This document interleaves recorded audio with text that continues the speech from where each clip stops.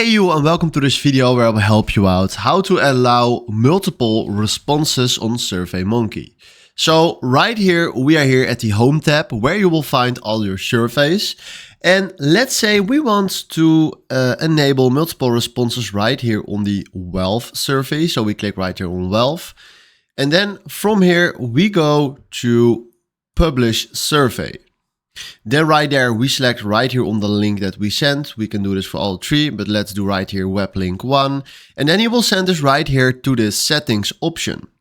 Then we scroll down, and then you will find right here multiple responses. Then we click here on this arrow, and now we can get this one on off, and now it's on. So we need it on. So make sure that you enable that one, and then right now multiple responses are available. So this is how you can allow multiple responses. Right here in SurveyMonkey. Hopefully this was exactly the video where I was looking for. Thanks for watching and have a wonderful day. Ciao.